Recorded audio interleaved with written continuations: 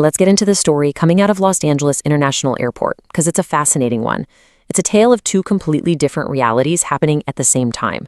On one hand, you've got a financial machine that is just on fire. And on the other, a multi-billion-dollar train that's basically stuck in neutral. So first, let's talk about the good news, and trust me, it is really good. In just the third quarter of 2025, passenger traffic through LAX shot up by 4.3% compared to the year before.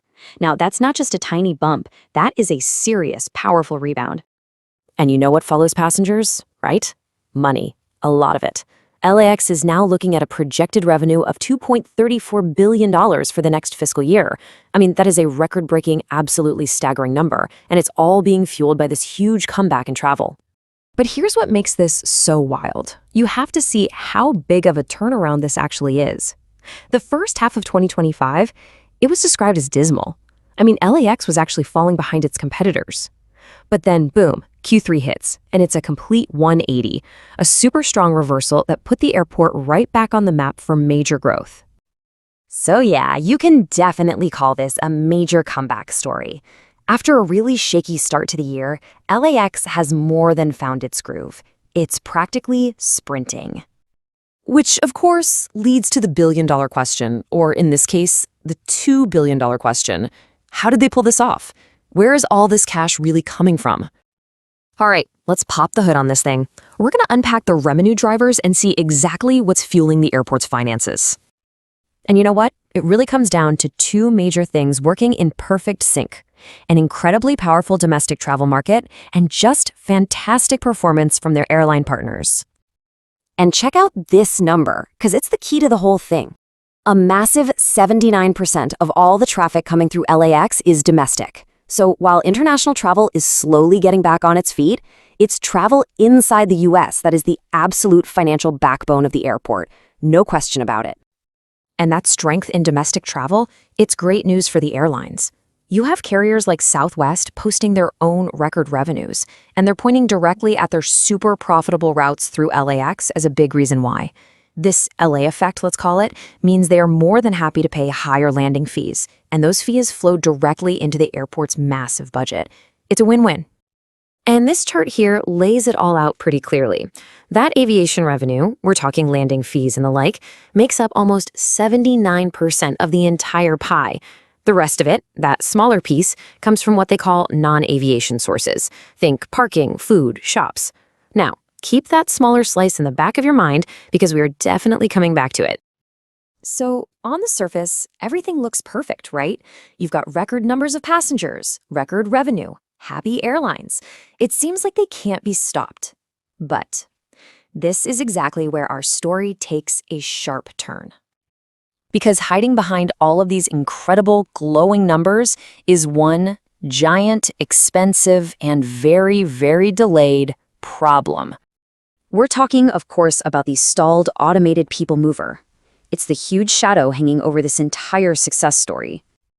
Now, for anyone who's not familiar, the APM is supposed to be the crown jewel of LAX's massive modernization plan.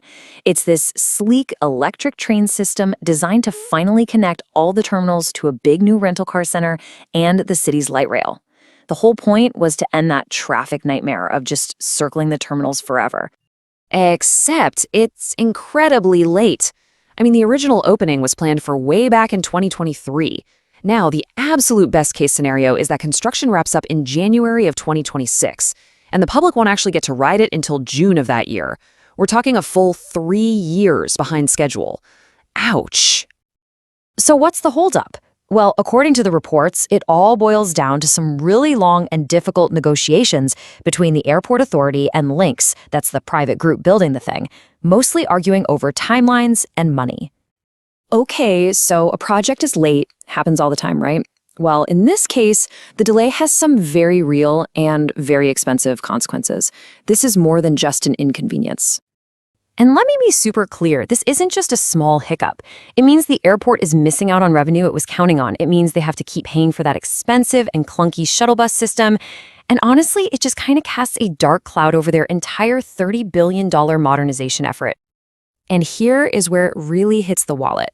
Every single day that train isn't running, LAX has to keep all those shuttle buses going.